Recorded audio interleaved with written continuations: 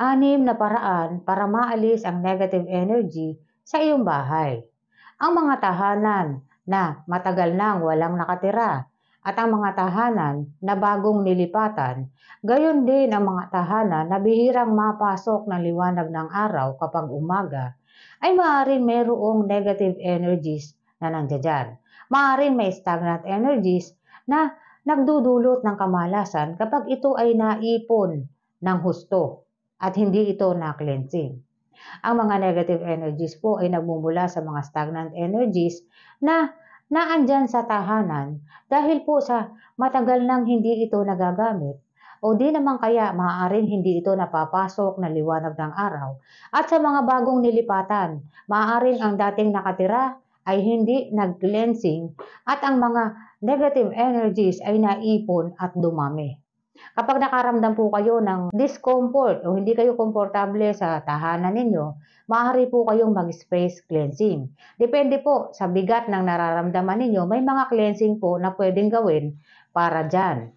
Ituturo ko po sa inyo kung paano ninyo gagawin mula sa simula hanggang matapos. Ganon din po kung paano po magke-cleansing yung taong gumawa ng cleansing sa tahanan. Kapag kayo po ay gagawa o magpa-perform ng cleansing sa tahanan ninyo, i-cleanse nyo din po yung sarili ninyo kapag natapos na kayong mag-cleansing sa inyong tahanan. Ang mga pamamaraan po na ito ay makakatulong po para po magkaroon ng bagong enerhiya ang tahanan at maalis ang mga stagnant energies na maaaring naipon sa mahabang panahon na nandiyan. At magkaroon po ng tsansa na magkaroon ng lakas ang tahanan para makaakit ng swerte, kasaganaan para sa nakatira. At hindi ito magdulot ng kamalasan sa nakatira sa tahanan. Ganon din sa mga bagong lipat na tahanan. Kung minsan po ang mga bagong lipat nararamdaman nila na ang kanilang nilipatan ay nagdulot ng discomfort sa kanila, stagnant energies lamang po yun. Maaari ninyo linisin po yun sa pamamagitan po ng iba't ibang pamamaraan ng pagki-cleansing. Kung mahilig ka sa ganitong mga video, huwag kalimutang mag-like, mag-subscribe, at i-share mo na rin para malaman ng iba ang kanilang mga swerte sa buhay. At huwag mong kakalimutan na ang ating mga swerte sa buhay ay subjective. Ang ibig sabihin, maaaring magbago ang ating swerte dahil sa ating pagkilos, paniniwala,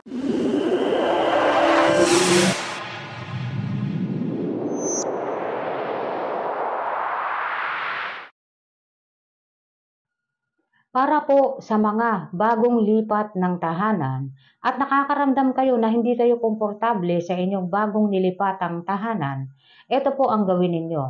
I-clear nyo po ang stale energies. O ang ibig sabihin, mga enerhiyang lipas. Kinakailangan nyo po yan i-cleansing sa pamamagitan po ng unang-unang gagawin, kumuha po kayo ng bell. Kailangan po kumuha kayo ng metal bell at buksan ninyo ang lahat ng bintana, pintuan. Kung meron kayong mga boxes na anumang laman ng inyong mga box, buksan nyo po yan. Huwag nyong tanggalin ang laman, buksan nyo lang.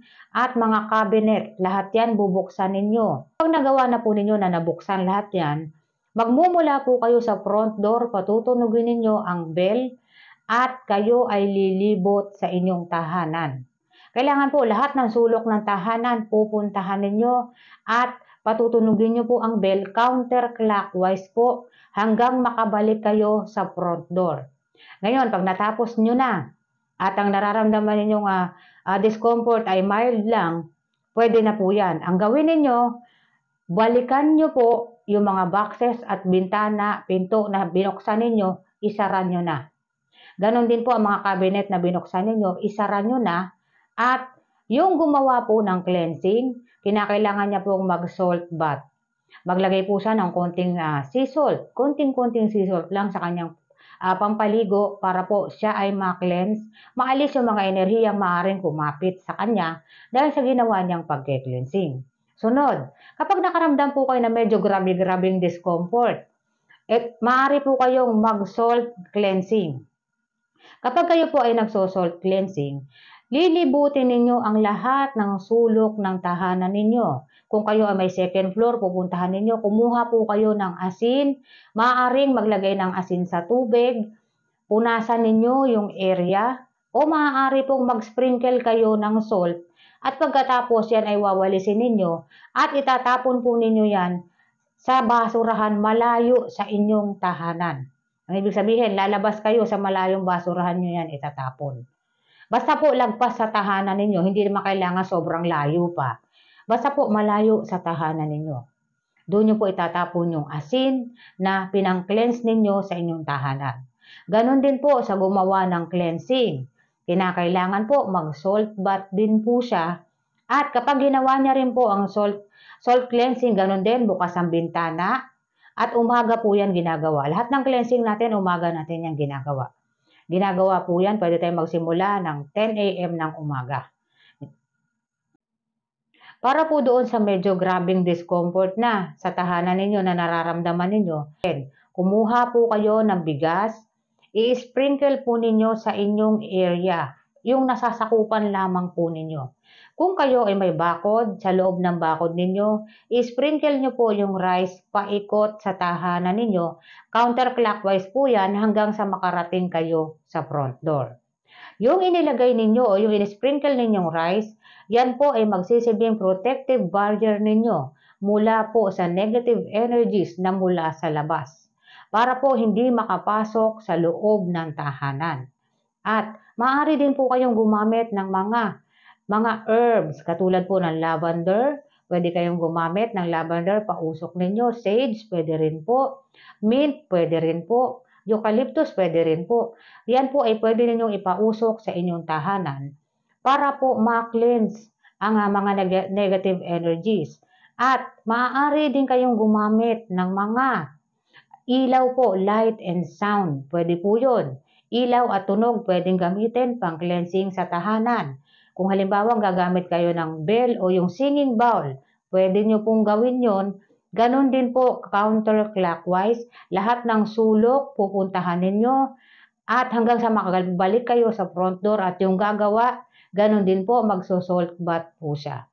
Kinakailangan po na pagka natapos siya nga mag-cleansing sa tahanan nila or tahanan ninyo, kayo po ay maliligo ng salt bath. Konting salt lang po i-sprinkle nyo sa inyong pampaligong tubig para po maalis sa inyo yung mga energies na kinlens ninyo. Hour po para sa pagki-cleansing ay 10 a.m. po ng umaga. Umaga po ginagawa ang cleansing. Maaari din po gumamit ng mga insenso. Pwede kayong gumamit ng siyam na peraso ng insenso, pwede po yun kung gusto ninyong mag-cleansing. At pakakatandaan nating mabuti na kapag tayo ay nag-cleansing, kailangan po wala tayong iiwan na sulok. At ganun din yung mga nasa paligid ng ating tahanan. Papausukan ninyo yan kung gagamit po kayo ng insenso. Maging ang mga area sa likod ng tahanan ninyo, isali nyo na rin po kung magpapausok kayo ng insenso. Papausukan nyo po yun. Kung gusto ninyo ng wealth, mint po ang ipausok ninyo. Para sa prosperity, mint.